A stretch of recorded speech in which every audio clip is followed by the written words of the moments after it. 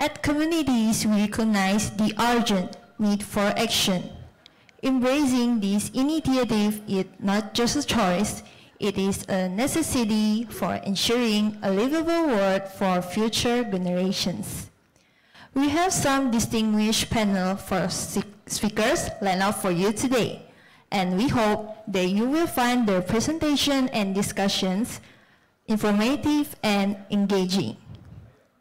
This morning, we are privileged to have the Honorable Director General of National Export Development, Ministry of Trade, Republic of Indonesia, Mrs. Mardiana Listiowati, the Honorable Senior Advisor for Connectivity, Service Sector and Natural Resources at Indonesia's Coordinating Ministry for Economic Affairs, Mrs. Dr. Andes Insinyur Muhammad Mahmud MT, Her Excellency Madam Liu Yongmei, Vice Chairman of China's People Political Consultative Conference, Mr. Xiao Shenping, Deputy Secretary General of the General Office of the CPPCC of Guangxi, Director of Primary Product Export Development, Ministry of Trade, Republic Indonesia,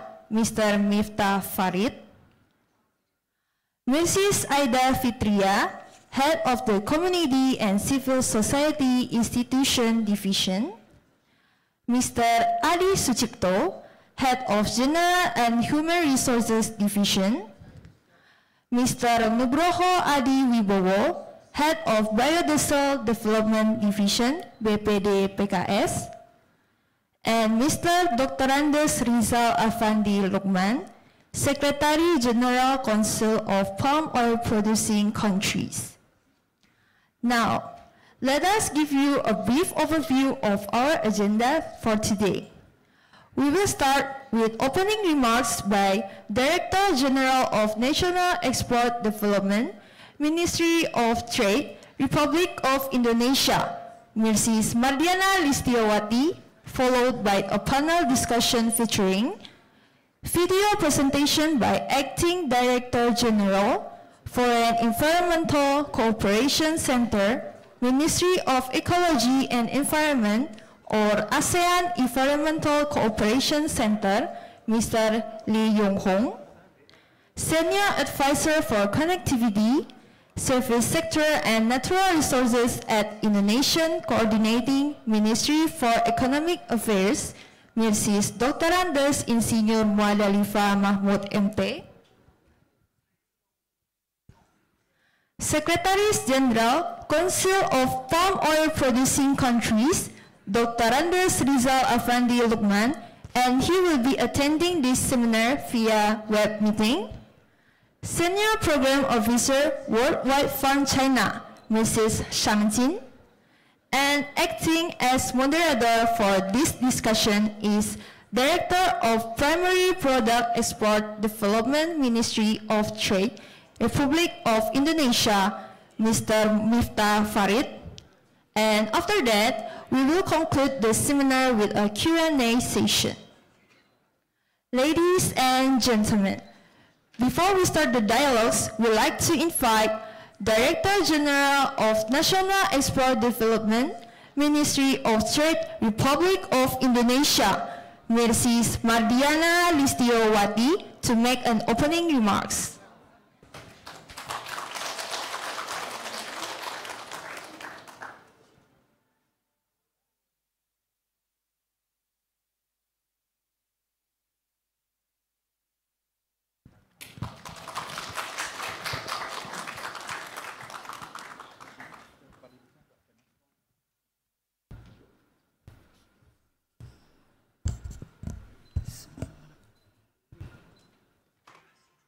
His Excellency Madam Liu Yongmei,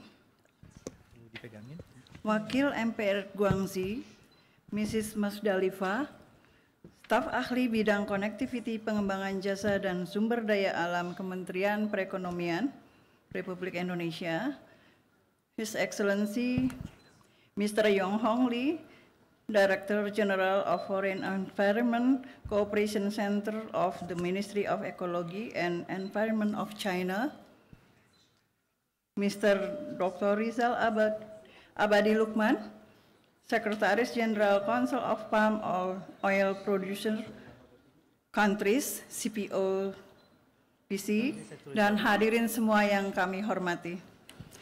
Selamat pagi dan salam sejahtera bagi kita semua. Kami sangat berbahagia bisa berdiri di sini di hadapan Bapak Ibu sekalian dalam acara yaitu Dialog China's Green Policy pada hari ini. Untuk itu, mari kita sama-sama mendengarkan nanti pada saat dialog, karena isi dari dialog ini sangat kita butuhkan, di mana kita menyumbang dan mendukung policy hijau di Cina. Kami berterima kasih juga kepada hadirin dan Bapak Ibu sekalian yang telah bersedia hadir memenuhi undangan kami. Acara ini sekaligus menjadi wujud nyata dukungan Indonesia pada implementasi kebijakan Green China yang akan diberlakukan mulai 1 Januari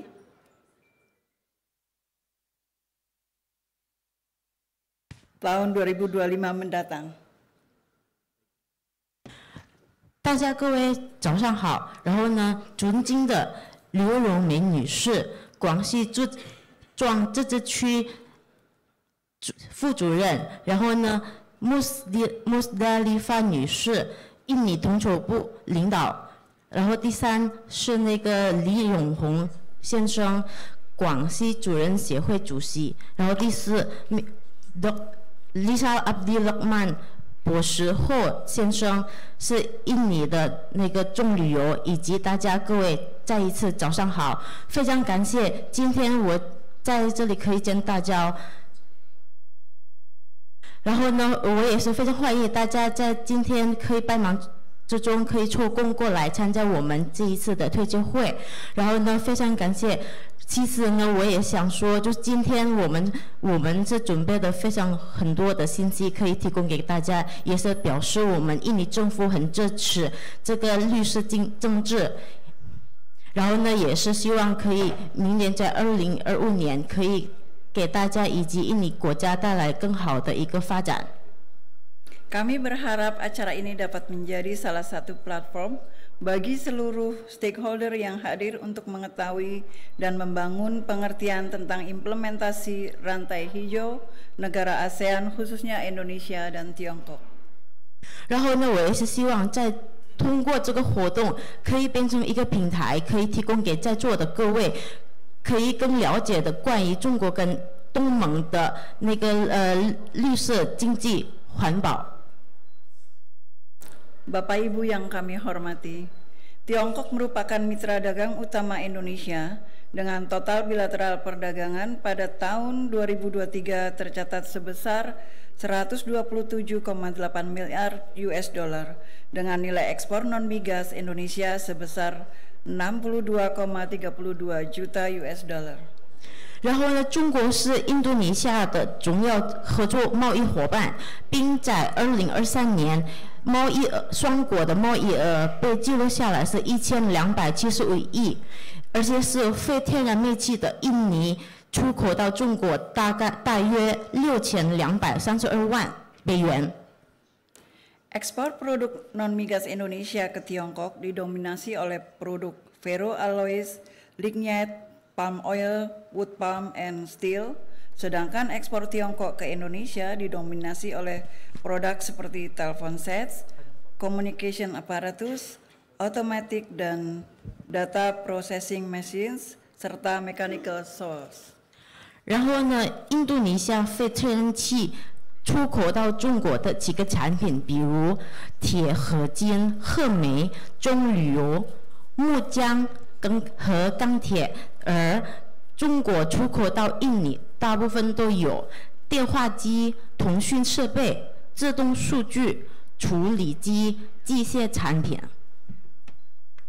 Isu lingkungan hidup menjadi tantangan yang dihadapi oleh banyak negara di tengah perkembangan sektor industri yang semakin tinggi, namun dapat memberikan dampak negatif dan eksploitasi pada alam, pencemaran lingkungan, serta degradasi ekologi.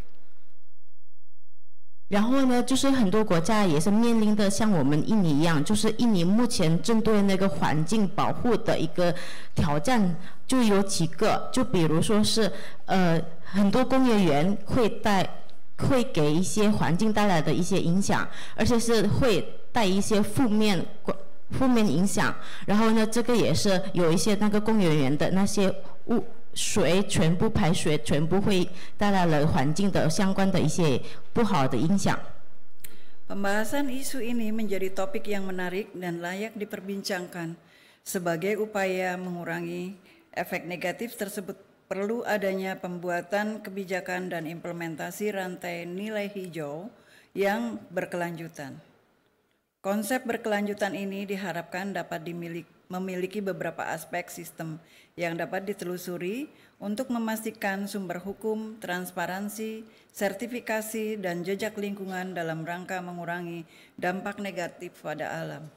然后呢，我们是希望经过今天的那个主题的推介会，可以减少相关的不好印象，而且是可以给那个绿色关联 提供一些相关的贡献，特别是也是希望可以接下来的日子可以有几个形象是可以提供这个更好的一个环境，就比如说是经过我们的法律，然后更透明性，然后包括是证件相关办理的一些证件，然后呢这些的话可以也是我们控制的挺好，可以提供减讲所有的负面能量。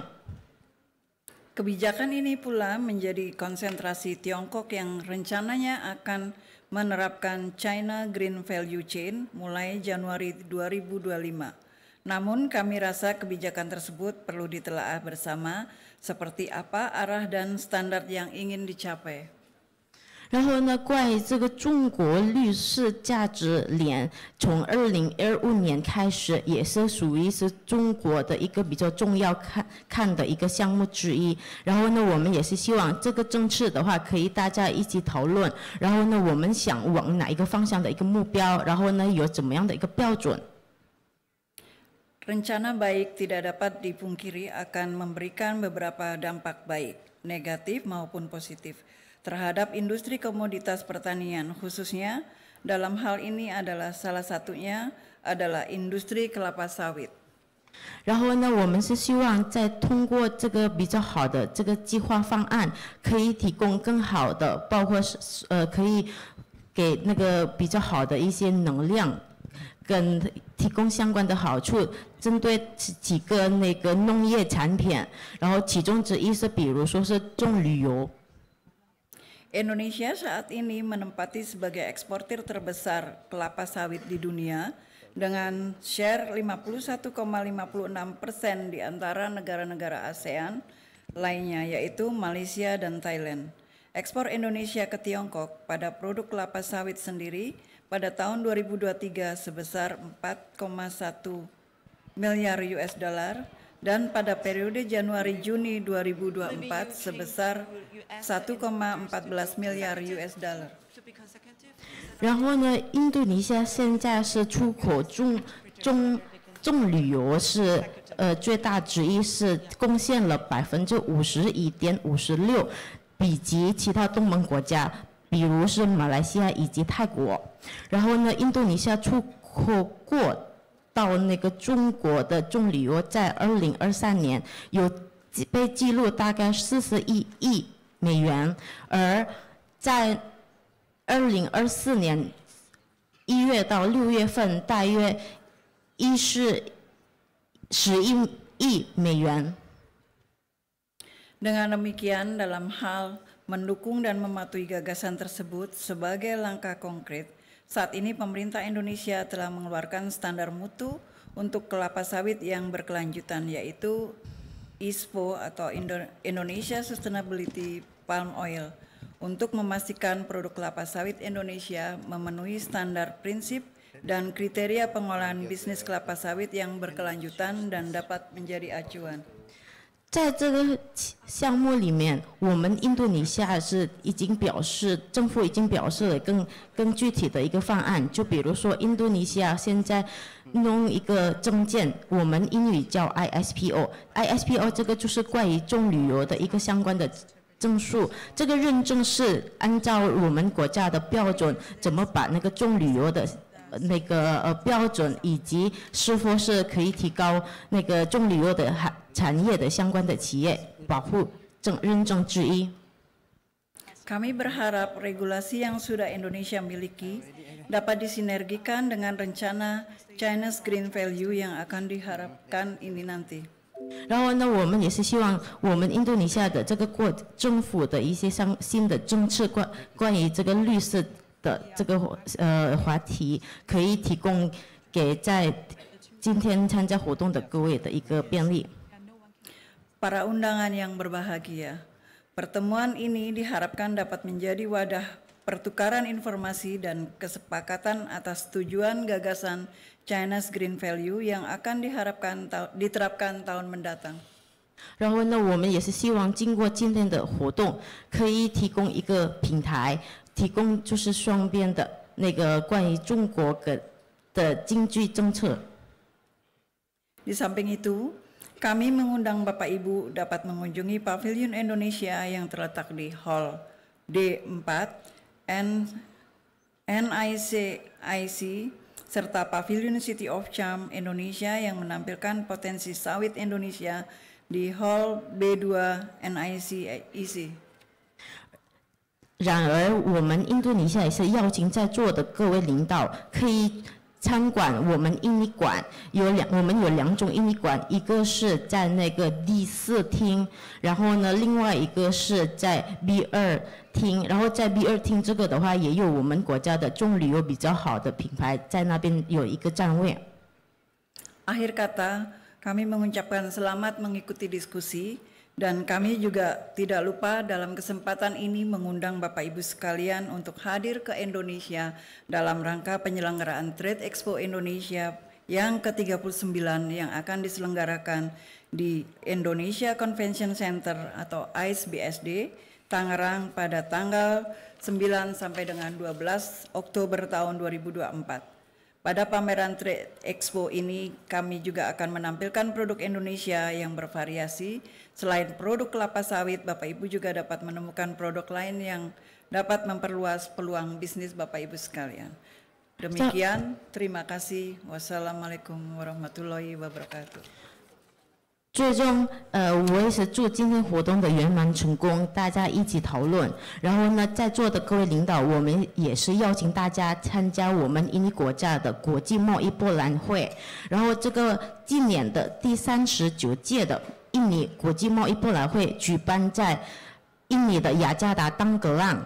然后呢，在当格朗这个举办在2024年10月9号到12号。然后呢，在这个印尼的贸易博览会也有很多印尼的所有的那个比较好的企业会参加这个展览。然后呢，各个行业都有，行业比较很多。然后呢，其中的行业也有印尼的重旅游。所以我就希望在座的各位领导可以参加这个印尼贸易博览会，并可以找到的贸易伙伴。再一次感谢大家。谢谢。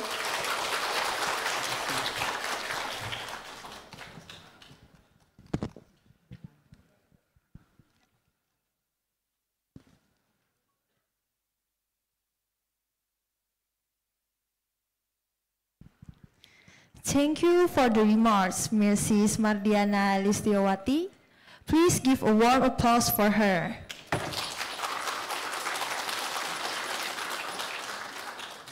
Ladies and gentlemen, now let's begin the dialogue for China's green policy with a video presentation by Acting Director General, Foreign Environmental Cooperation Center, Ministry of Ecology and Environment, or ASEAN Environmental Cooperation Center, Mr. Lee Yong-hong.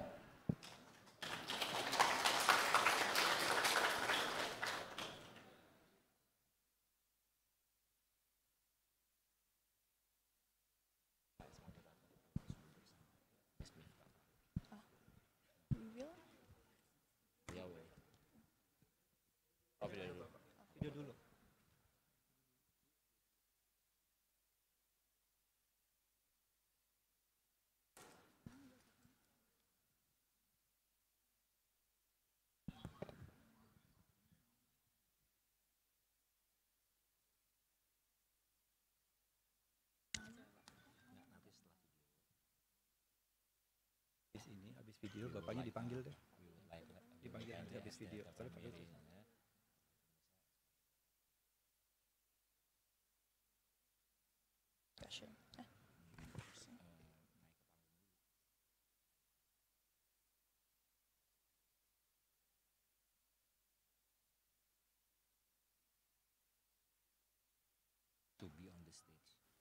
尊敬的马尔迪亚纳司长、伊西卡里木司长、阿卜杜拉赫曼总裁、卢克干秘书长、各位来宾、女士们、先生们，大家上午好！非常高兴参加本次圆桌对话。首先，我谨代表中国生态环境部对外合作与交流中心和中国东盟环境保护合作中心对会议组织方的邀请表示感谢，对本次活动的举办表示祝贺。根据联合国的统计，过去10年是有记录以来最温暖的10年，平均每年约2310万人因天气相关事件而流离失所。世界银行的分析表明，全球约1/4的温室气体排放与国际贸易活动相关，而每年食物、建筑、快消等8类供应链活动贡献了全球半数以上的温室气体排放。根据联合国的提前报告，2024年全球经济增长预计放缓至2.4%，亚太区域饥饿人数约3.7亿人，占全球饥饿人口数量的1半。在当前全球经济增速显著放缓、气候变化危机与环境污染加剧的背景下，绿色价值链通过优化提升供应链、产业链、贸易链的可持续性，是全面实现更强劲、绿色、健康的全球发展关键支撑。作为世界上最大的发展中国家，中国一贯高度重视生态文明建设和生态环境保护，明确提出中国式现代化是人与自然和谐共生的现代化。在习近平生态文明思想的科学指引下，中国坚定不移走绿色、低碳、高质量发展道路。今年7月，中国国务院出台了关于加快经济社会发展全面绿色转型的意见，明确提出加强绿色投资和贸易合作，深化与有关国家务实合作，提高境外项目环境可持续性，鼓励绿色低碳产品进出口。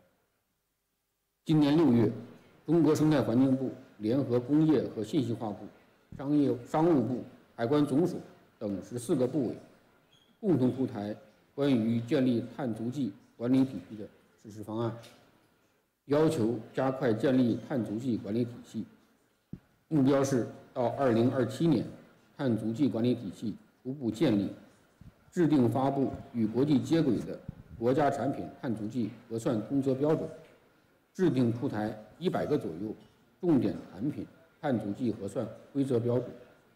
到2030年，碳足迹管理体系更加完善，应用场景更加丰富，并实质性参与产品碳足迹国际规则的制定。中国高度重视与东盟国家的可持续发展合作。2022年通过的关于加强中国东盟共同的可持续发展联合声明，其中强调，双方共同致力于提高本地区供应链的连通性和韧性，共促区域可持续发展。中国与东盟互为第一大贸易伙伴，在推动绿色价值链发展领域，不仅有着共同的目标，更具备优势互补的合作条件。随着区域全面经济伙伴关系协定全面生效，中国东盟自贸区3.0版谈判稳步推进，中国东盟经贸领域开放水平将全面提升，为中国东盟经贸合作提质升级注入强劲动力，也为中国与东盟开展区域绿色低碳价值链合作夯实了基础。在此背景下，2023年中国东盟环境合作论坛期间，中国东盟环境保护合作中心、生态环境部对外合作与交流中心与东盟国家、国际组织、私营部门共同发布《中国东盟绿色价值链伙伴关系》，促进东盟国家与中国典型产品绿色低碳贸易，加快推动可持续发展和气候行动，推动区域绿色经济与韧性复苏。中心联手联合国机构、地方政府、国际组织，在绿色价值链领域开展了多项研究与实践，包括通过评估棕榈油、咖啡等区域典型农产品生态足迹与碳足迹，为探索农产品绿色可持续价值链发展提供路径支撑；通过开展绿色冷链物流政策研究，推动区域供应链与贸易链清洁高效转型；通过开展绿色价值链生产社区和城市伙伴关系试点，推进构建开放、包容、有韧性的区域绿色价值链网络。同时，依托气候变化南南合作知识共享平台，分享绿色低碳发展理念与良好实践。中国是印尼最大贸易伙伴，2023年中印尼双边贸易额1394.2亿美元。中国是印尼第2大外资来源国，印尼是中国在东盟的第2大投资目的地。以棕榈油为例，印尼是棕榈油的最大出口国，中国是棕榈油的第2大进口国。作为中国印度尼西亚贸易的典型产品，在中国东盟合作框架下，以棕榈油绿色发展为切入点，推动棕榈油低碳贸易，探索构建中国印度尼西亚绿色价值链伙伴关系，加强中国印度尼西亚绿色价值链政策、商业、科学对接，推动两国加强气候友好投资与绿色低碳贸易联通，对于推动两国绿色发展以及中国东盟区域韧性复苏具有重要意义。在此，我提出几点合作建议，供大家参考。一是以绿色价值链合作为契机，加快中印尼落实联合国2030年可持续发展议程，稳步推进全球发展倡议落地。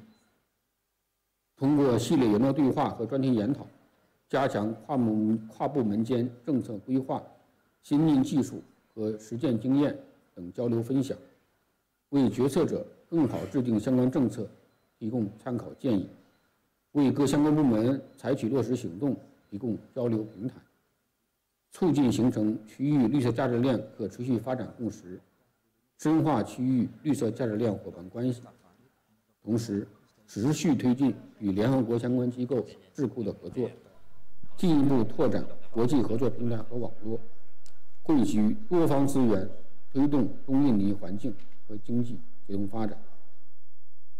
二是在中国东盟绿色价值链伙伴关系框架下，探索中国印度尼西亚绿色价值链合作，通过开展政策、商业、科学对话，凝聚中印尼两国绿色价值链共识，通过开展联合研究，掌握区域典型产品碳排放水平，并引入国际先进解决方案，探索中印尼绿色价值链构建路径。基于区域发展现状和生产社区、私营部门、消费群体等利益相关方的特点和需求，分别组织开展政策和技术能力建设培训，促进气候友好型和可持续投资贸易实践，切实提高各利益相关方参与区域价值链可持续管理和低碳发展水平，提升区域绿色经济转型与包容性增长能力。基于中印尼典型农产品开展价值链可持续发展路径研究，针对种植、生产、加工、冷链物流、贸易、消费等关键环节开展技术与实践示范，引导各方助力区域绿色价值链构建与可持续发展。通过推动价值链降碳减污协同增效示范合作，构建形成区域绿色价值链技术合作网络，为区域绿色产业链发展提供创新解决方案。3是依托气候变化南南合作知识共享平台，共同开发和传播应对气候变化与可持续发展公共产品。中国与印度尼西亚同为发展中国家，愿共同开发典型产品、环境与气候友好发展政策和商业良好实践，促进绿色价值链相关政策、投资和技术信息融合共享，助力中印尼乃至中国东盟区域落实全球发展倡议和2030可持续发展议程。各位来宾，中印尼友谊源远流长，古老的海上丝绸之路留下了两国人民友好交往历史佳话。我们愿同印度尼西亚继续携手前行，深化气候和环境领域交流合作，凝聚低碳转型和绿色可持续发展共识，实现强劲、均衡、包容和可持续的经贸发展。最后，预祝本次圆桌对话圆满成功，谢谢大家。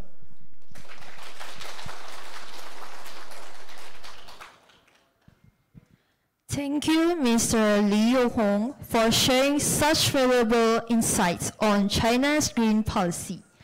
Ladies and gentlemen, now we kindly ask Director of Primary Product Export Development, Ministry of Trade, Republic of Indonesia, Dr. Miftah Farid, as moderator to be on the stage. We also would like to call upon our next speaker to share her knowledge and expertise on the topic. We are privileged to have her with us today.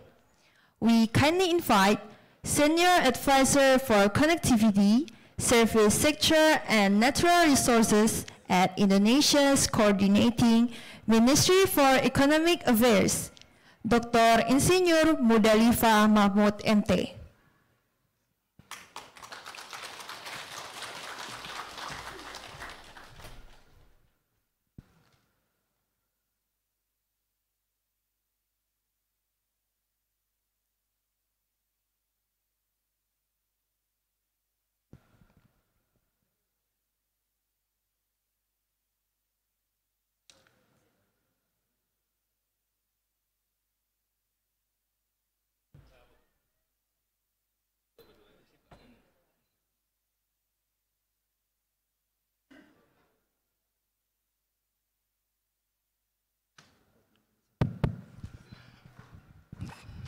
Chào, 大家好. Only that word that I can say. Thank you, Director General, for delivering the speech.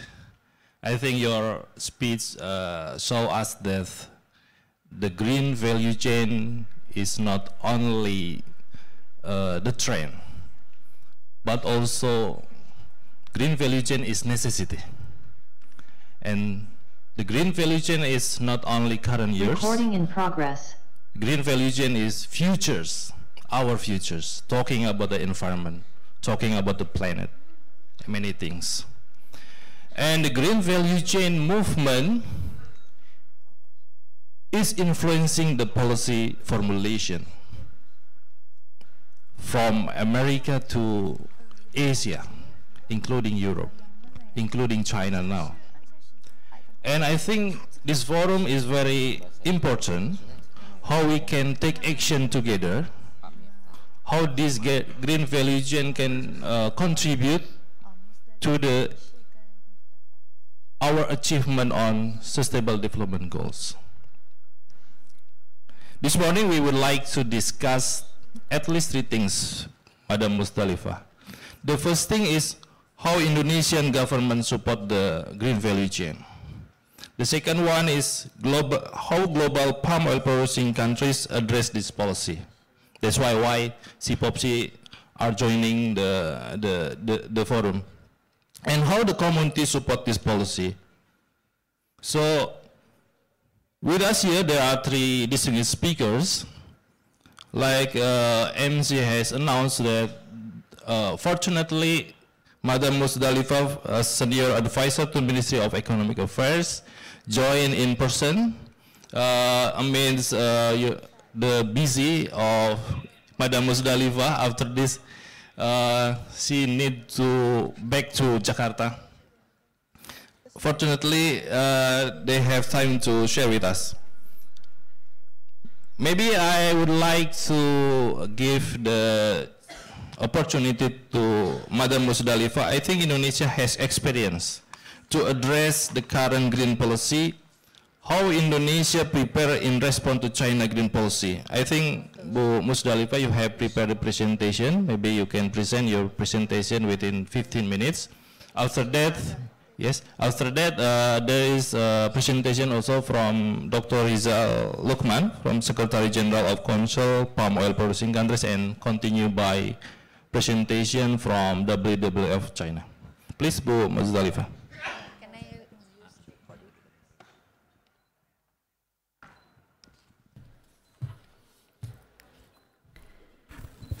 Very good morning to all of you, distinguished guests, speakers, and special invitees, and especially to DG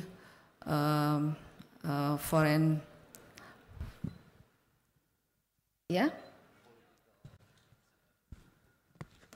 Foreign Political National Development, Madam Liu Yongmei.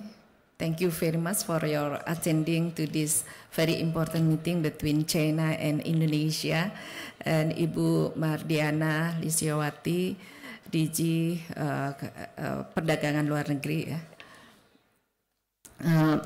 First of all, I would like to extend our welcome to all participants.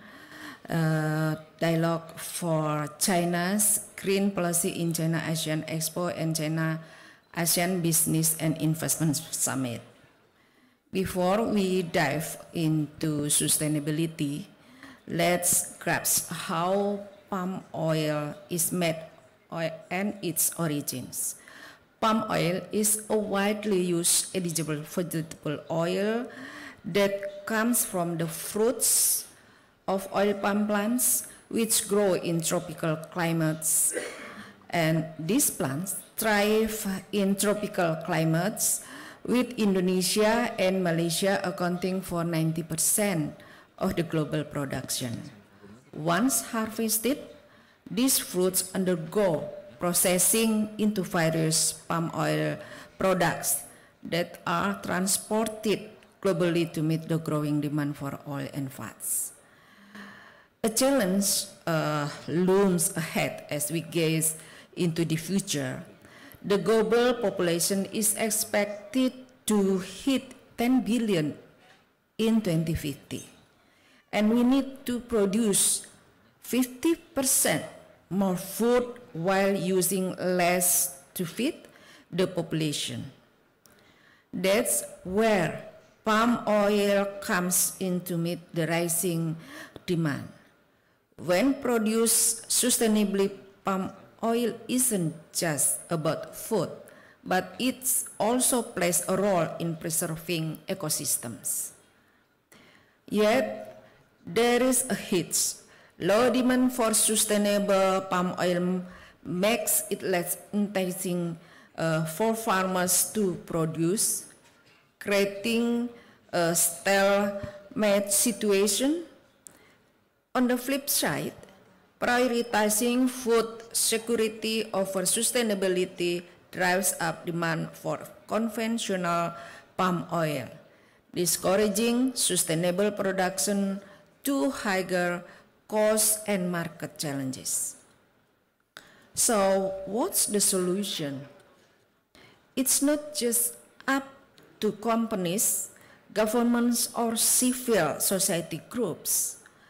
It's about shared responsibility, with consumer playing a crucial role in driving change.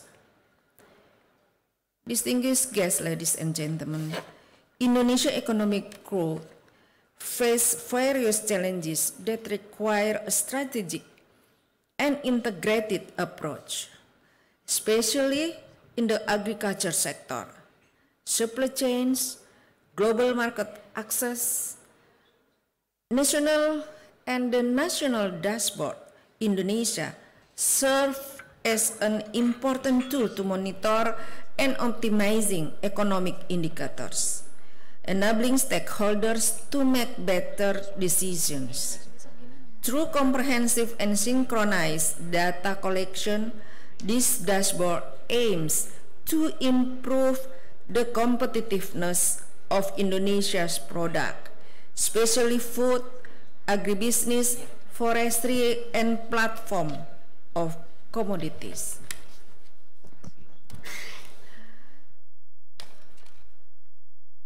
In this way, the national dashboard not only helps overcome existing problems, but also contributes to increasing the country's foreign exchange. Actually, I have the PPT to present.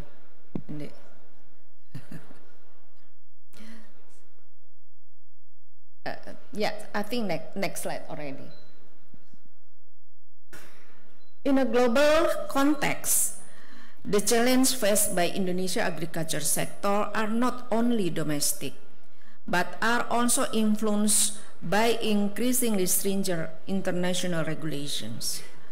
For example, the European Union Deforestation Regulation, or EUDR, requires exporters to prove that their product do not come from area experiencing deforestation. With this, it's not true, because all of our planet here covered by the forest at the first time. And then when we grow, we develop our country, all forests will disappear, changed by building and all others needs for people, including in all area in Europe, in United States, in many others area who develop very rapidly, better than the producer country, including Indonesia. So the implementation of regulation like this, it is important to strengthen the competitiveness of the Indonesian product in the global market. With the support of data and information from the national dashboard, producers can more easily understand and comply with this standard, thereby opening an opportunity to penetrate larger markets. In addition to the EUDR, other regulations such as the European Green Deal and Green China policy also put pressure on producing countries to implement sustainable and environmentally friendly agriculture practices. In facing this trend, the national dashboard acts as a platform for developing strategies that are in line with global demands. By providing analysis and recommendations related to compliance with this regulation, the dashboard helps Indonesian producers adapt to market change, strengthening their position on the international stage. The success of the national dashboard lies not only in its ability to provide relevant data, but also in its ability to build an effective information network between various stakeholders. Collaboration between the government, farmers, entrepreneurs, and consumers will raise awareness about the importance of sustainability and product quality. By strengthening this cooperation, Indonesia can create a more inclusive economic ecosystem where all parties contribute to driving quality and sustainable economic growth. Distinguished participants, ladies and gentlemen, to ensure a smooth and effective implementation on the global green regulation, it is imperative to deepen the dialogue between the buyer countries and Indonesia stakeholders, establishing informal consultation mechanism will provide a platform for regular communication, information exchange, and collaborative decision-making. It is crucial to actively involve stakeholders, including government agencies, industry representatives, smallholder farmers, and civil society organizations in the development of technical guidelines and capacity building programs. By fostering open communication and collaboration, both China and Indonesia can work together to achieve the shared goals of reducing deforestation, promoting sustainable land use practices, and ensuring a just and equitable transition for all stakeholders involved. Mobilizing Indonesia's national dashboard is paramount to ensure its effectiveness as a central tool for China compliance and traceability.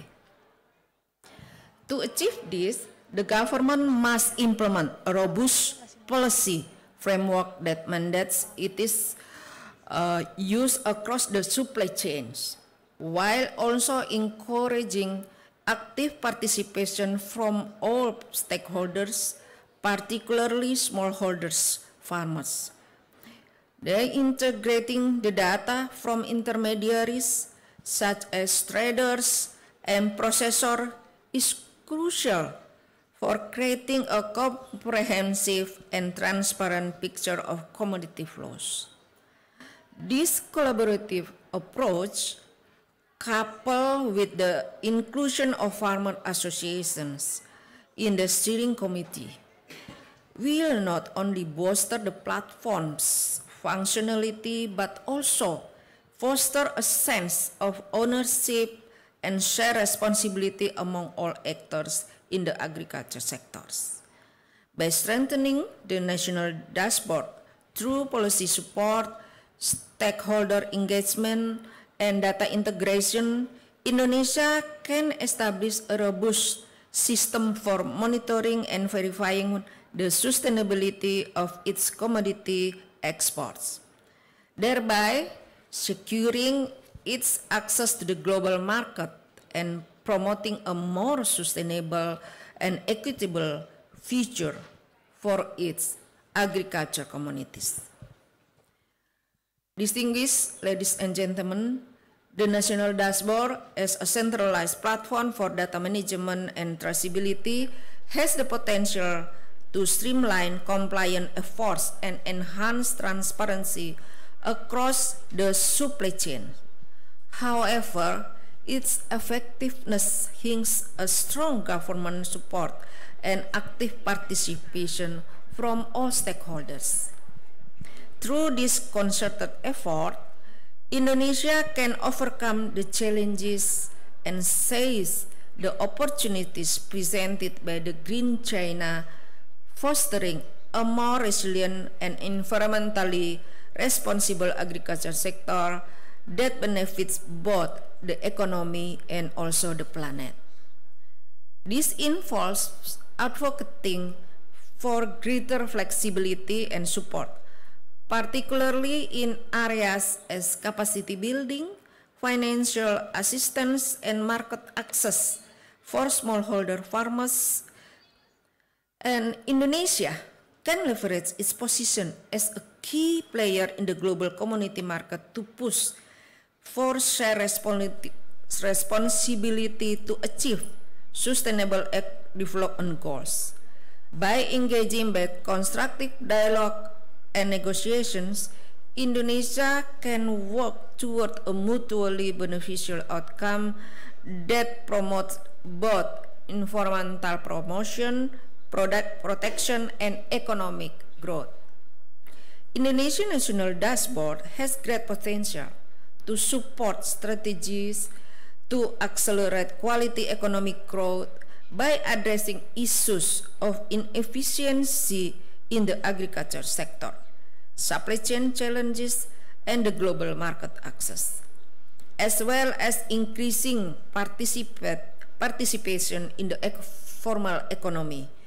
Indonesia can create a more sustainable and inclusive economy.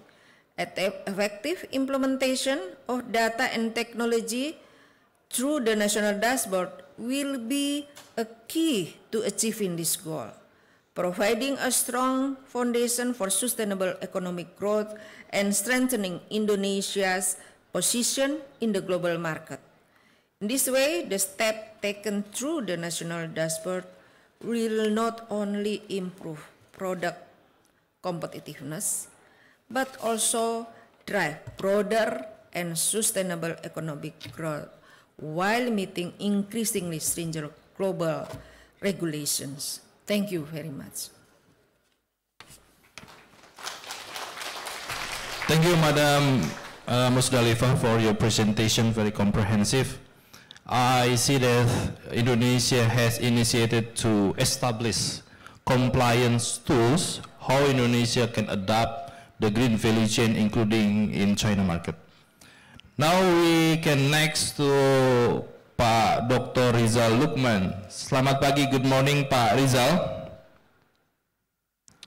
Pak Rizal, are you with us?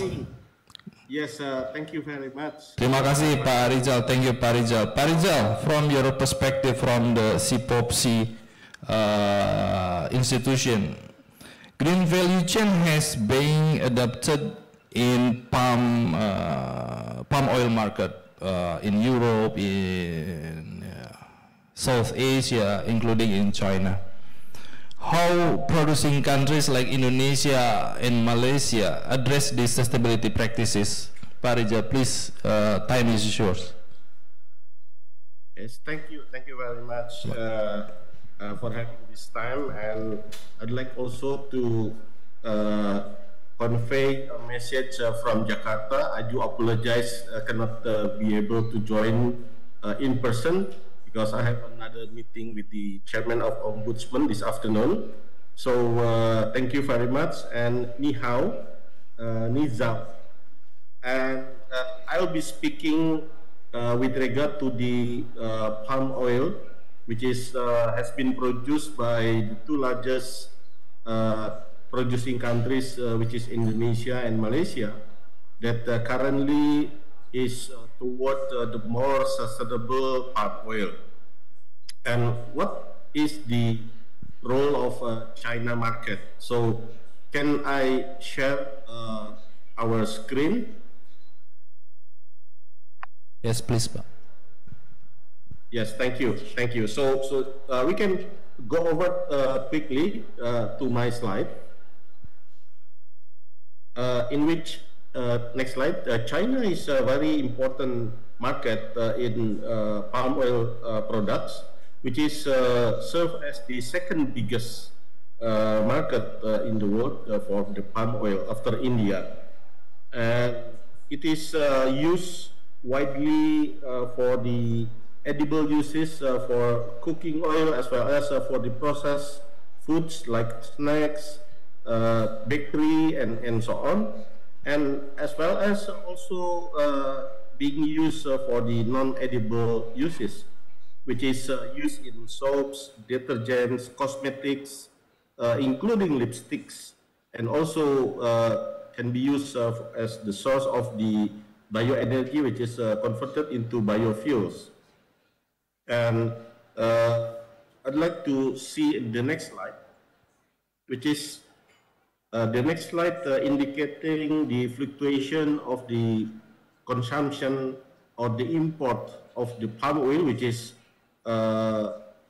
some driven also because of the price of the palm oil, as well as also the price of other vegetable oil, which is the China society also use soya bean as the other, and also peanut oil, which is also including favorite oil in addition to the palm oil. And the next slide, which is indicating that palm oil is the only vegetable oil that can meet the growing global demand. So currently, if you just take a look a little bit to the next slide, because that will be easier to look into. Currently, the palm oil is using or occupying about 8% of the total land, which is available at the wood harvested area, while the production contributing by 41%, which is the biggest production in terms of the within the vegetable oil. That's meaning that the palm oil is the most efficient, the most productive one, because we can see in order to produce 1 ton palm oil, that's only requiring 0.26 hectare, while in comparison for producing 1 ton soybean oil, for example, it is requiring almost 9 or 10 times, which is about 2 hectare of land. And this is something that the palm oil is also contributing to the most efficient crops that use less land compared to the other vegetable oil. The next slide is indicating how the palm oil is regulated, because for example, more than in Indonesia, more than 50 laws and regulation is regulating the palm oil industry. Some regulation with regard to the land, including on the protection of the wildlife, including how to protect and preserve the environmental quality, how also to protect the labor, including maintaining the workers' minimum standard for the housing and amenities, including controlling the use of pesticides, as well as also maintaining the environmental quality, and also including on factories, on the mills and machinery. So those are the things that being regulated by the government regulations, more than 50 laws. So meaning that the palm oil industry is not very loose, but it is very, very highly regulated industry. And also, of course, the establishment of the palm oil industry with this stringent regulation, we expect that the palm oil sector is also in line with the environmentally friendly products, or we call it as the sustainable palm oil commodity. The next slide is just an example how the sustainability standard being developed by the government of Indonesia under the ISPO, Indonesia Sustainable Palm Oil. In Malaysia, they have MSPO, Malaysia Sustainable Palm Oil. So those two largest palm oil producing countries developing so-called sustainability standard to ensure that the palm oil that being produced respectively in Indonesia, in Malaysia, will meet the sustainability standard. So even the detail of this regulation is in the next slide. So as the moderator indicating questions how the palm oil sector will be in line with the supply chains in the sustainable manner, this is the answer that under the Indonesia Sustainable Palm Oil Standard, there are some regulations in terms of the, for example, the coordinating ministers regulations, Minister of Agriculture for the upstream, as well as also for the Minister of industry regulating for the downstream supply chains. So from the upstream to the downstream, it is being regulated by the minister's decree to ensure that the whole supply chains from upstream to downstream will be following the sustainable standard. Therefore, the product that being used for export purpose can meet this sustainability standard. Another slide, please go to the next slide, which is also regulating the ISPO, for example, include the 7 principles, which is comply with the legislation, also in line with the good agricultural practices, the environmental management, labor responsibilities, and so on, which is also need to be followed by the industry, by the company, as well as also the smallholders as part of the also very important contribution to the supply chains. In Indonesia, 41% of the supply chains contributed by the smallholders. The next slide, please. As well as also happened and adopted by the government of Malaysia. In Malaysia, they also developing national sustainability standard, as we also noticed and acknowledge some improvement is being made by the Malaysia government. Now they have a MSPO 2.0, and this is also essentially is more or less the same as the Indonesia sustainability standard that follow the sustainability standard for the environment, for the labor, including also comply with the legal and other requirements. So it's more or less the same and similar. Next. This is just also some indication how the MSPO will be also connected and related with some of the other achievement in the SDGs, including on some of the workers' welfare, the wildlife protections, and so on, which is similar to the one that also adopted by the government of Indonesia. Next slide, please.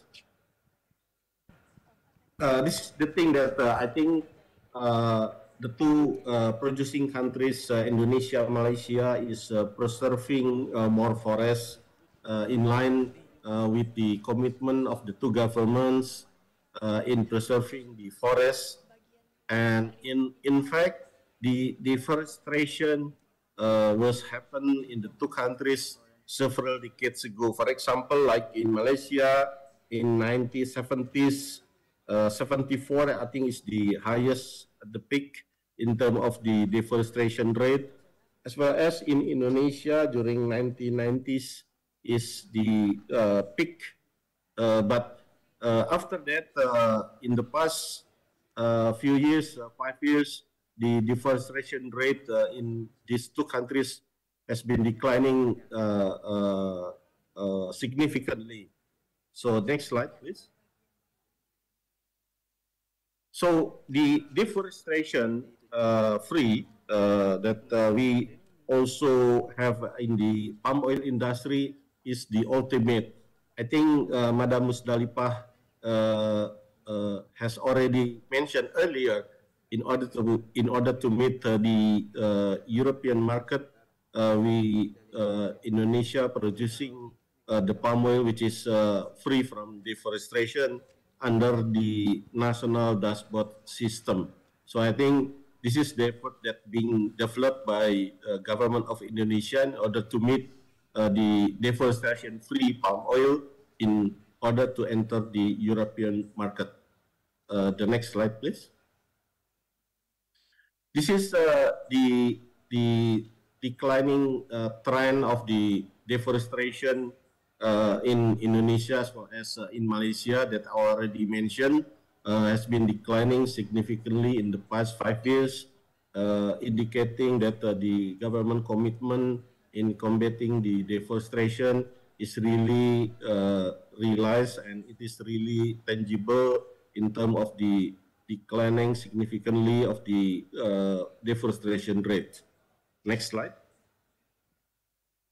This is also an example how the correlation between the palm oil with the also the population of the endemic elephant, with the also in Malaysia, in Thailand, in Indonesia, which is correlated positively. It is not like because of the palm oil plantation expansion and it replace or it is make in danger of the the elephant.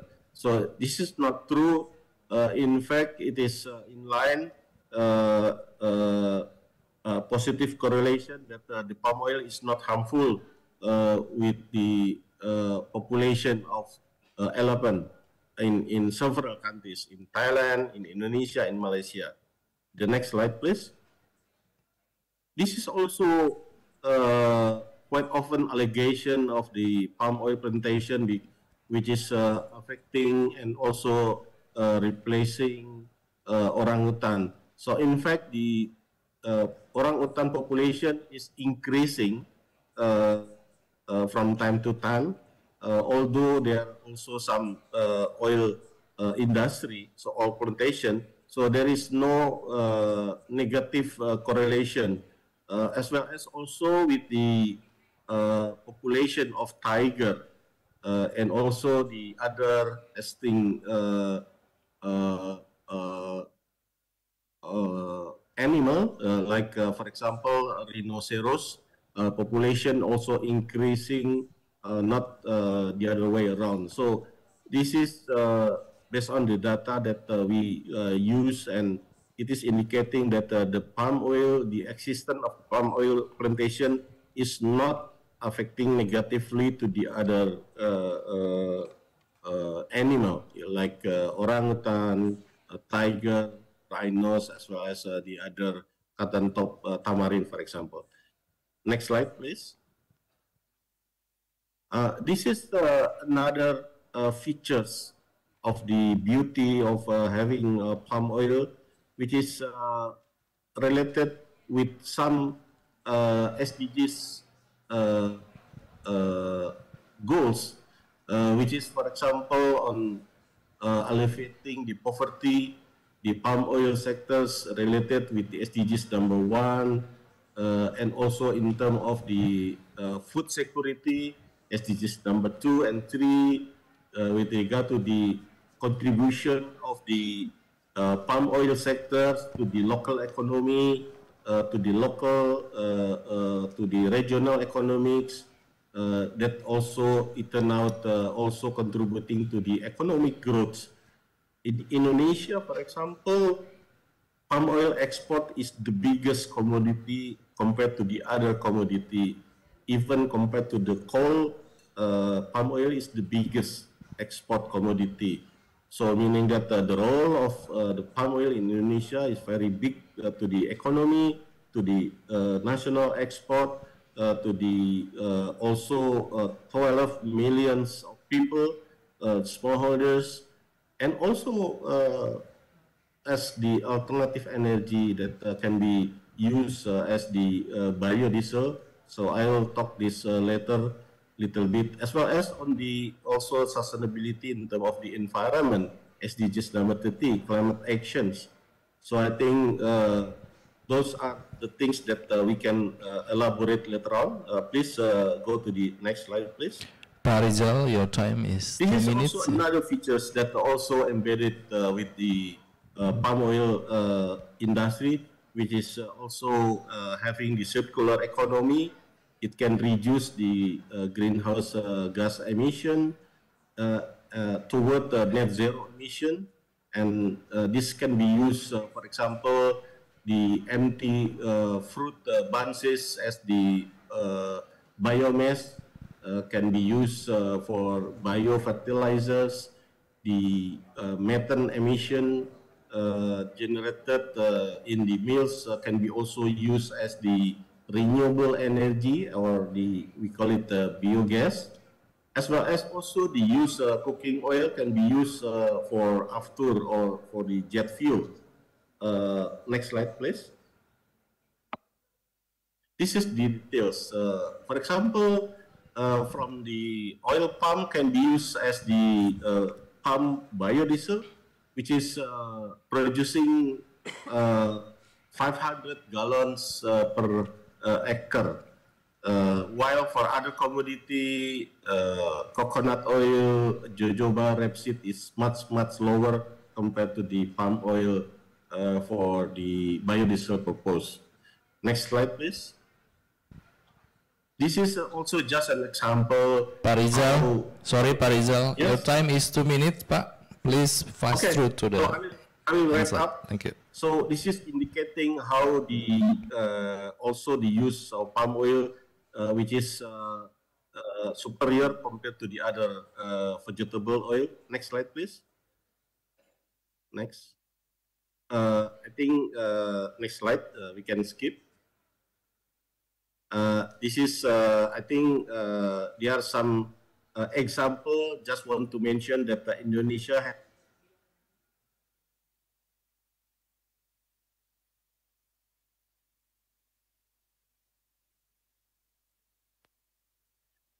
experiencing in using biodiesel program, B35 program. Next slide. Next slide. I think this is just as I mentioned, the used cooking oil can be used as the sustainable aviation fuel. Next slide. This is another process that can be used biomass.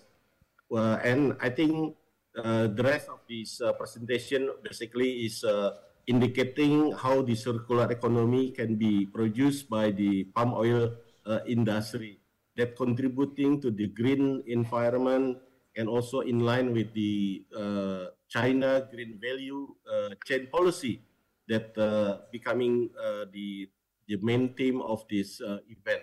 So I'd like to stop and thank you very much for having this time. Thank you very much. 谢谢. Thank you, Pak Rizal. 谢谢 Pak Rizal. Pak Rizal, you were talking about how sustainable Indonesian palm oil can be applied for the many industries. It is show us that Indonesian palm oil is essential. We can discuss further about this. And we also have one speaker from WWF China, Ms. Shang Qin. Ms. Shang, are you with us? Hi. Good morning. Hi, good morning. Good morning. In pentahelix approach, yeah, Ms. Shang, in pentahelix approach, one most important stakeholders is community.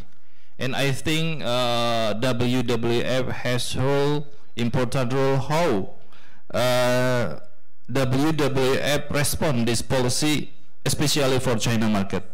Please share with us, Ms. Chang. Thank you. Please.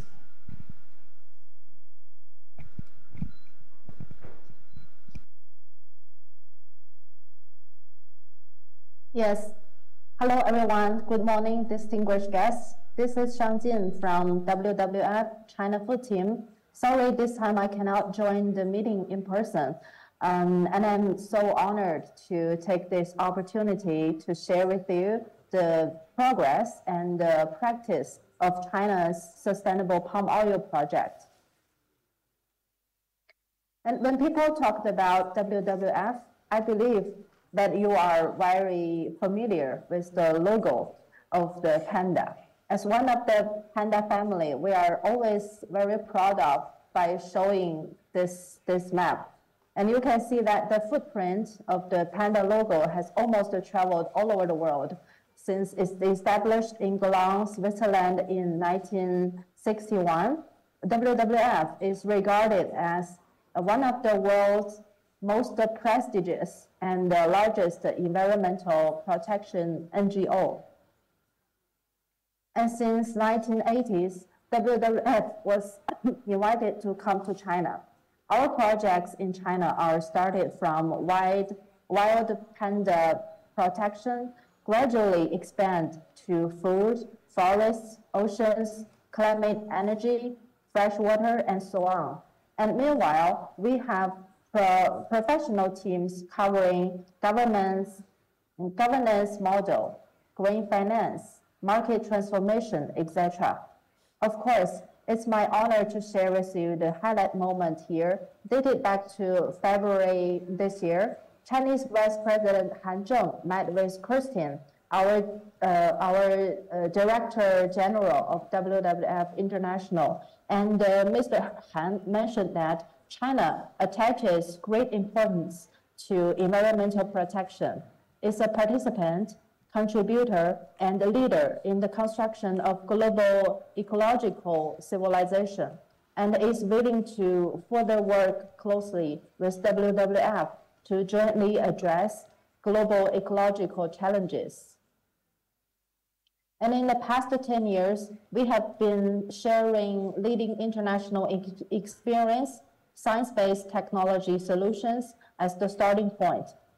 Through the baseline research in the global forest protection practice, we have 3 sets of data today to share with you. We know that about 90% of global deforestation is associated with the expansion of agricultural production, and 40 to 50% of the risk of land use change from agricultural products is in the supply chains from 3 commodities, that is beef, soy, and palm oil.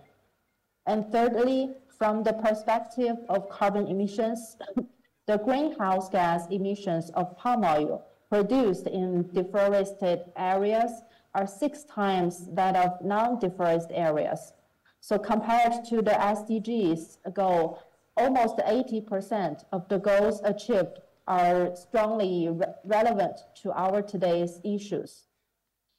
And when speaking of our strengths, we can say that we are the first batch of the international organizations to promote sustainable development in the field of agriculture and food in China.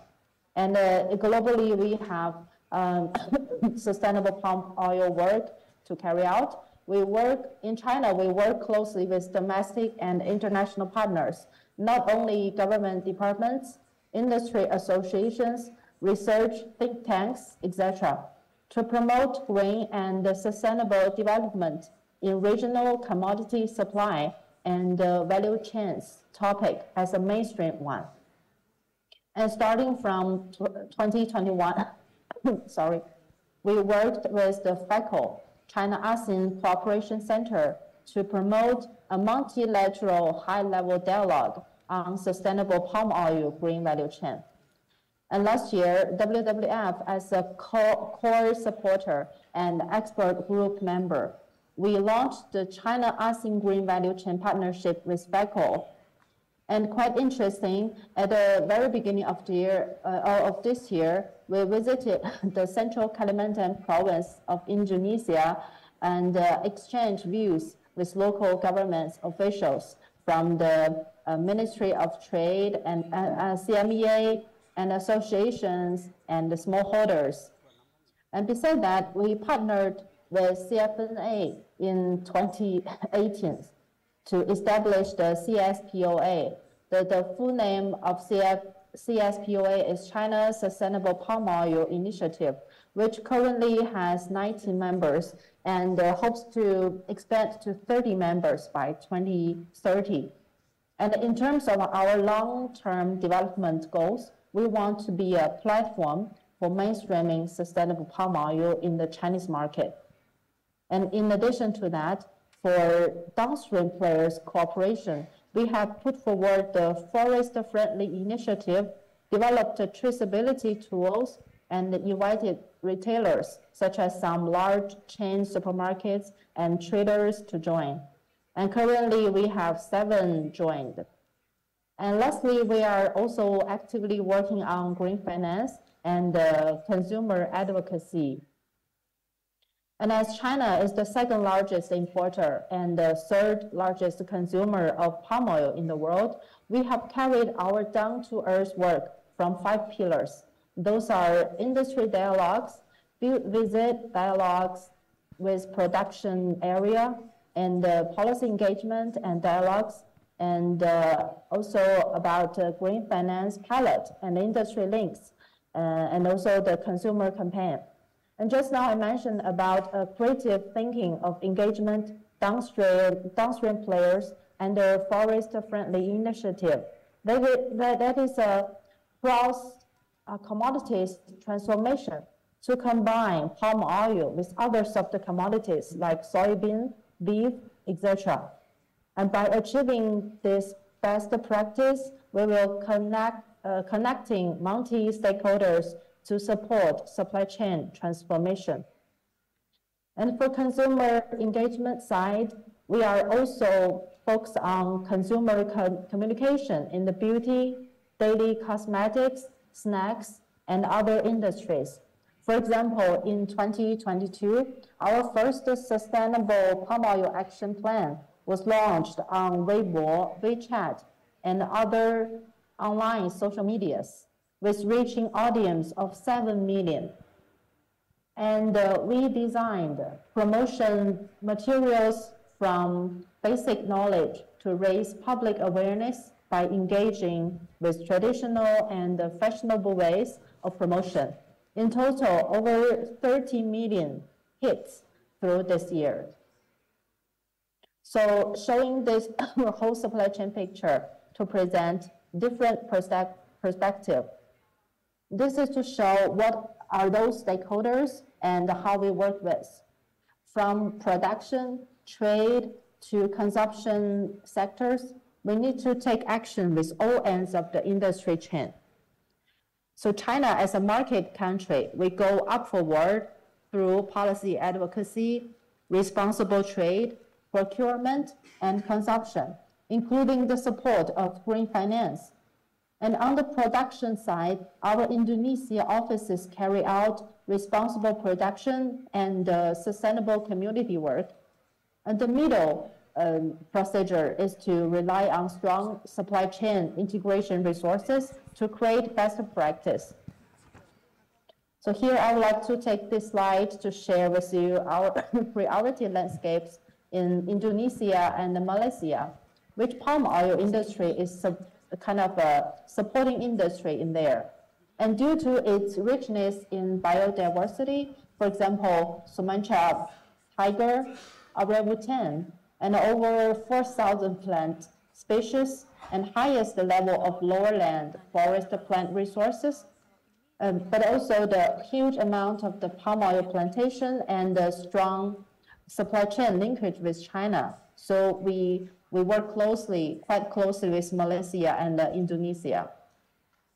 And just like WWF Indonesia office, they have many conservation experts who has been working on forest conservation for many years. This slide shows Kartingen landscape work with the goal of critical ecosystem in Kartingen maintains its function as an orangutan and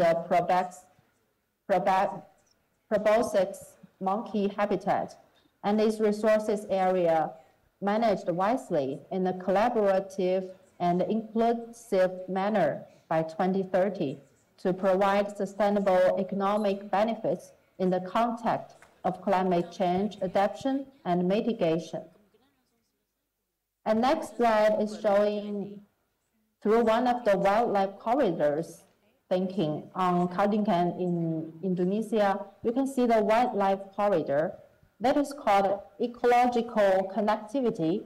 You can see a light blue line in the middle picture, which are designed to link the orangutan's natural habitat to the central forest to realize a suitable habitat for orangutan crossing, implemented by 5 phases from identification, exploration, regulation, fundraising, planning, construction, and finally achieved maintaining the connectivity. So to sum up, from our point of view, WWF will actively promote the interaction with China and Indonesia in terms of policy cooperation, such as, firstly, in conjunction with the China Federation of Logistics Purchasing Food Supply Chain Branch, we will provide services to cross-category retailers and guide enterprises from the response initiative to the landing stage through corporate transformation cases. And we hope to attract investment and promote business opportunities from a business perspective by improving traceability and transparency, so as to expand the proportion of sustainable palm oil procurement. And secondly, through the establishment of China-ASEAN Green Value Chain Partnership, promote bilateral cross-border cooperation in policy, technology, trade, standards, and other fields, and also increase practical cases for bilateral intergovernmental dialogue. And third, we are actively participating in dialogue opportunities on international platforms such as CCICD, GBF, COPS, etc., to mainstream this issue of sustainable palm oil.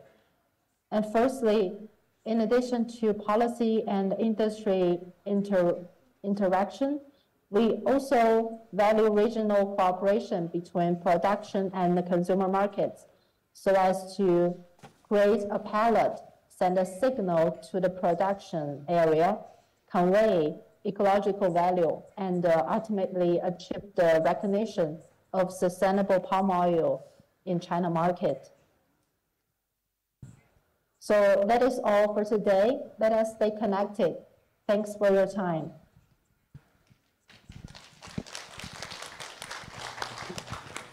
Thank you, Ms. Sang. I think you have pointed out the most important action, supply chain interaction. Connecting the dots within ecosystem is important. How we can achieve this green value chain contribute to SDGs. And now, before continuing to discussion, I would like to inform you again that the Indonesian palm oil is joining KAEXPO at Hall B2. We are more than happy to welcome your visit and exchange about palm oil industry in Indonesia. So you can visit, we can elaborate about the palm oil industry in Indonesian pavilion at Hall B2. Okay, we proceed to the discussion session. There is any question from the floor, please? We have 30 minutes to discuss about the presentation from 3 distinguished speakers. Otherwise, any question? Otherwise, I have question for Bu Musdalifah and Pak Rizal first. Bu Musdalifah, you have emphasized that digitalized traceability through national dashboard. In other hand, in palm oil industry, there are involvement from the smallholders farmers. So how do you think, how this approach effective to improve their productivity, and also the most important is market access for smallholders through your initiative via national dashboard? Maybe also Pak Rizal can answer it from farmers' perspective. Please, Bu Musdalifah first. Yes. Can I Bu Musdalifah first, Pak Rizal. Bu Musdalifah dulu ya. Yes. Okay. Okay. Thank you, Pak Farid. Talking about the smallholder, actually that is the very important for us, very criticized. Through because of many regulation will be implemented in the global market. Each consumer country has their own many kind of sustainability requirement that we need to provide. We don't want our smallholder will be left behind, because if we talk all the requirement for the business parties or for the big scale of the plantation is no problem, because they can do it. They have the technology and they have their cost to pay all the cost for to do those traceability in supply chains. But talk smallholder, they don't have any kind resources. Talk about the infrastructure, capacity, and also the financial to do those requirements. That's why through this national dashboard, we can accommodate all the how to say so many our association. Our organization have our smallholder, including our sustainability scheme. They have already do those things like to do geolocation, to do mapping on our smallholders. We have our BPDP KS here who already do replanting, which one of the requirement of the replanting in Indonesia required to have the mapping or geolocation. So we have already those information of our smallholders, and in recent days also we already implemented that we do ESTDB, electronic how to say in English, I don't know ya, surat tanda daftar registered plantation on smallholder. We have already do these things, so all this information from all others, many parties, many stockholders in Indonesia, we accommodate through this national dashboard. We put it all the information, data and information about our plantation, about our product, to trade to the global markets. So we don't, our consumer don't need to have all item or the geolocation, because we have the regulation also that we can share our save file to others. Only the owner of the data can have this save file. And through this dashboard national, if they doubt about our geolocation or about our traceability supply chain, they can look in data information in national dashboard. So to talk about smallholder, we hope that all provider, all information that we have already in many stakeholders in many platform in our country can accommodate, can put it in the national dashboard, and we hope all our smallholder can also involve in the trade to go to the global market. Thank you, Bu Musdalifah. So the establishment of national dashboard is actually to comply with the farmer capacity now, ya Bu. Yeah. How do you think, Pak Rizal, about the national dashboard connecting to the small farmers holders capacity? Yes, thank you very much. I think it's very important to give the attention to the smallholders, because even though under the national dashboard it is already included the component of the smallholders, but when we are discussing on preparing for the EUDR implementation, for example, the EUDR, EU Deforestation Regulation, requiring using the segregated approach at the mills, meaning that the supply chains of the smallholders that cannot be fulfill the requirement of EUDR will be segregated. They cannot anymore supply the FFB, the commodity, to the current mills. That meaning that the smallholders FFB need to go far away. So this is the risk if the EUDR is already implemented using the segregated approach, while the smallholders are not able to fulfill the requirements. So meaning that it is becoming full attention for the Ministry of Agriculture to accelerate the one that already mentioned by Madam Musdalifah is the ESTDB in order to ensure that the smallholders will be included in the national dashboard. Secondly, I think it's also timely for Indonesia having the national dashboard in order to also the smallholders not only fulfilling the EUDR requirement, but also at the same time, this program, this database can be used as the source of replanting program for the smallholders or program sawit rakyat PSR. So this replanting program is very crucial in order to increase the productivity of the smallholders. So I think those two things is very important for the smallholders. Thank you. Thank you, Pak Rizal. Any question from the floor about how you can elaborate the information have shared by all distinguished speakers? I have one question for Ms. Shang.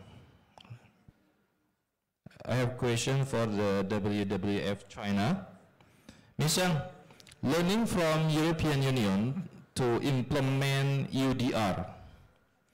Currently, there are abundant to be prepared, including benchmarking, map, harmonization, and many things. How do you think all of the tools ready for implementation in China? Yes, thank you for giving me the opportunity. And through my introduction, I would like to say that the work we have done in China is to focus on the upstream and downstream supply chain of the palm oil industry and carry out practical work of ecological value transmission. And in fact, not only palm oil, China is also the world's largest importer of soybeans and beef. So tens of millions of enterprises in the supply chain management, we have been trying to help everyone in the ecological attributes, this dimension of empowerment. And also for example, we have a forest-friendly initiative, and we developed tools to help companies understand the potential DCF risk in their supply chain and get them within the industry through information exposure and experience sharing. And also we promote consumer awareness through social medias. For example, the online platform Sustainable Palm Oil Action Plan, just mentioned, has reached 7 million hits. And for another, just one forum on Low Carbon Day has 230,000 followers. So we also continue to promote kind of toolkits to the bilateral and multilateral policy dialogue opportunity as a toolkit. And through Indonesia's local protection experiences and China's transformation cases, promote policy exchange, making voice in the international platforms. And maybe we could share the China's sustainable stories in COP16 or COP29 next time. So here I would like to share. Thank you. Thank you, Ms. Sang.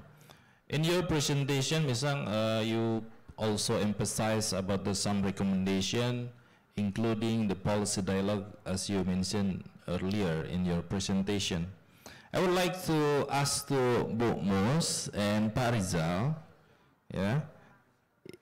does Indonesia has timeline to adjust this approach, I mean the national dashboard, to the implementation of the green policy in China? Is there any plan from Indonesia government and also from the Indonesian businesses to engage, to collaborate with the China government and China businesses? Okay, thank you, Pak Moderator. I think that is the thing that we want to asking to the China, because in terms of our national dashboard, we already doing piloting to in 15 in the stakeholders, for 15 producer in the country, to put in dashboard how we trying to trace from the farm until for the EU competent authority. And I hope also if China can do the same, how we using do piloting from Indonesia, from all supply chains in Indonesia to go to the China market. It's very good also to do how this, because this national dashboard now on the stage in the piloting in 15 industry, not only palm oil but also with coffee, cocoa, rubber, and also palm oil and timber. Yeah, and through this occasion, I think if that is stakeholders in this China we can communicate further, it's very precisely very important for us, because China is not only market, we have a good collaboration together very long time, working together, and we want to continue to produce together a sustainable product for the world, to fulfill the world need. I think, and for our timeline in Indonesia, we are finishing in the end of September in this week, finishing all these 15 industry who piloting to utilize national dashboard system to go to the competent authority in the global market. And also I hope that we can soft launch maybe in the first era of the new cabinet or first week of the October. Okay, we can wait to launch your tools national dashboard. Pak Rizal, do you have any question, please?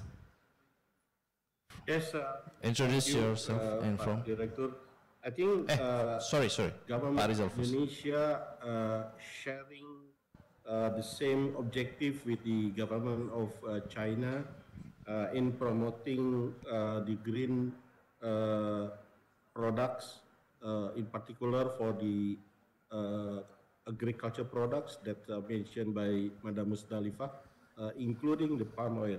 So CPOPC planning to visit China very soon in order to discuss and also disseminate the effort that has been made by Indonesia and Malaysia in order to produce the sustainable palm oil, as well as also updating them on the latest national dashboard in Indonesia, as well as also traceability tools in Malaysia. So I think this is the opportunity that we can share together between the respective governments, as well as also I think from looking at the presentation made by Ms. Jin Xiang from WWF China, I think we can collaborate CPOPC and WWF China in promoting and also in discussing further on the sustainable palm oil, as well as also on the green value chain policy in China. So we look forward to work closely with the WWF China, as well as also engaging with the officials, government of China. Thank you very much. Thank you, Pak Rizal. There is question? There is any question? I want to ask Mr. Musdalifah or the other, what are the next concrete action after this dialogue? it is necessary to create a kind of task force between China, ASEAN, or Indonesia, so that the green policy can run well next. Thank you.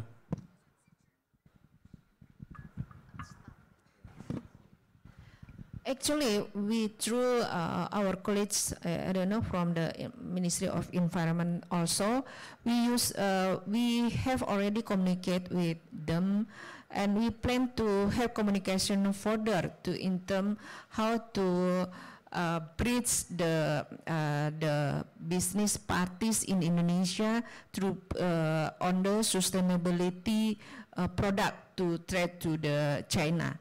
I hope we can continue further because in that time we facilitated by WWF to communicate.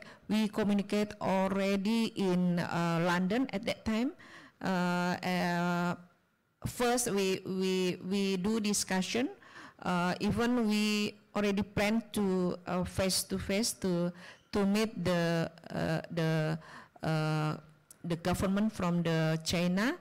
But at that time, because of the visa term, they can't attend in the London. But we continue to communicate through Zoom, and then we continue to communicate also in Jakarta. We invite them, and I forget the name of the person who talk with us. We will communicate that we need to continue how to acknowledge our sustainability scheme, our platform in terms to trade our sustainability product to China also, because China need traceability because their product, their industry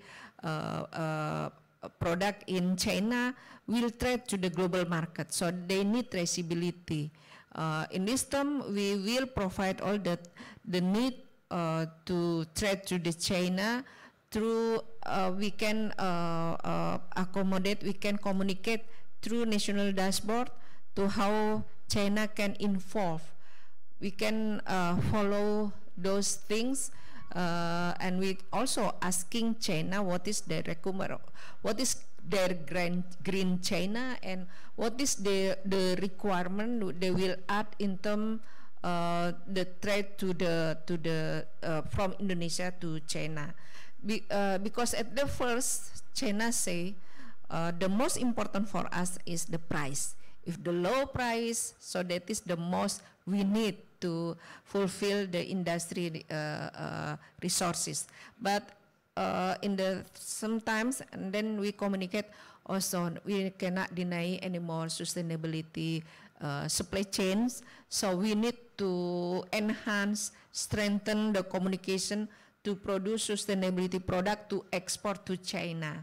And we need to continue this communication. I hope my team, because it at that time facilitated by our team to communicate through WWF and also through directly to the government. I hope we have the lady from the embassy. Maybe we can further communicate more, strengthen our communication. We have already 4 times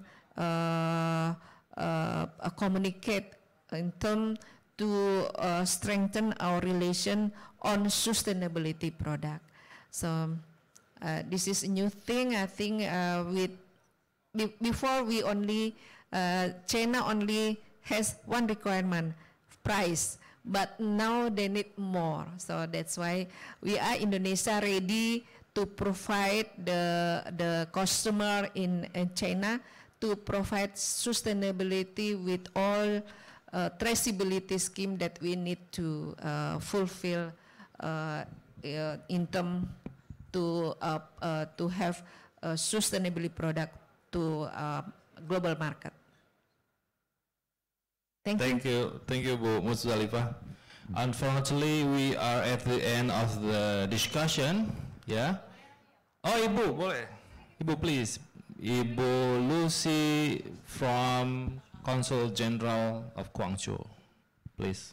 Thank you, Pak. Dear Pak Lukman, it's good to see you meskipun dari virtual secara virtual. So my name is Andalusia from Indonesian Consul General in Guangzhou. My questions is on practicality. Ibu mentioned that China is the biggest exporter for Indonesia's palm oil.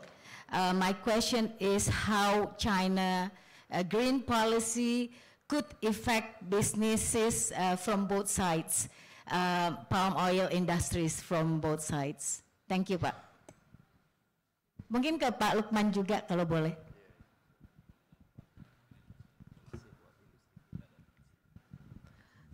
I think the impact because the green, the sustainability is already become a guideline of the global market. So for us as a producer, raw material for China industry, we are ready to provide them. But in Indonesia, actually, we still we are being developed to fulfill all the requirement in terms to proceed the sustainability product. Talking about palm oil is not easy to produce the traceability and share the document. Our industry have experience in one container to produce global sustainability product in one container. It need 1.2 million document to provide. So it's not easy. It's very difficult, but through collaboration, working together with the China consumer for our product in Indonesia, I think we can minimize. Minimize all the requirement needs to fulfill all the requirement, because traceability is not easy. Our plantation in Indonesia for others commodity like rubber, cocoa, coffee, they are all mostly all of them are smallholders, more than 90%. So talk about smallholder, they don't produce a big amount of coffee or cocoa. It coming in one container contain many others area. Sometimes they have only 1 hectare, 2 hectares, and the productivity is very varies. There is a high or very low production. So so we need to provide all the document. So that's why for the palm oil, because it's liquid, to go to the industry, sometimes our colleagues from Pak Rizal also talk about how to the mass product, segregated all the product from the smallholder, and the industry will already clean traceability for the smallholder. Sometimes they still doubt because 1, 2, 3 middlemen involved in this traceability, so it's not easy to measure to make an easy document. So in this term, I think the impact of the need China, green China, it will maybe cost more expensive to produce one sustainability product. So we need the also one is the cost will be more higher, Bu, and then the second one, we need to develop more and more technology and innovation, how to deliver all the product from the farm to go to the industry will very efficient, very more to minimize all the documentation need. We need all the innovation on the technology, and also we need to develop the infrastructure for all of our product. Talk about coffee, cacao, they are mostly smallholder. We need to communicate to more doing socialized socialization to them, dissemination the information to make them understand why we need all the documentation in terms to fulfill all the requirement in the global market. So in Green China, because it needs, we need to fulfill, because China is our biggest market for all our product. Ibu. Yeah. Thank you, Bu Musdalifah. And I think it is just beginning, yeah. It is just beginning, like Mr. Sang mentioned in her presentation, that there is importance for us to engage each other in terms of G2G and also B2B. So this forum, there is no conclusion in this forum. So again, thank you very much for Ibu Musdalifah, Pak Rizal, and also Ms. Sang for your sharing and presentation. I hope we can discuss further. In Indonesian Pavilion in Hall B2, there is Ibu Aida from Ministry of Finance, and also there is representative from the Palm Oil Association from GAPKI. Thank you. 再见，谢谢。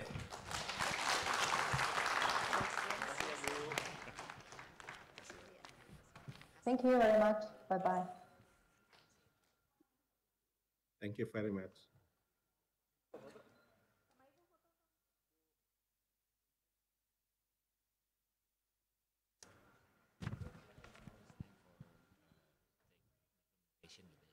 Now it's time to take some of the recommendation.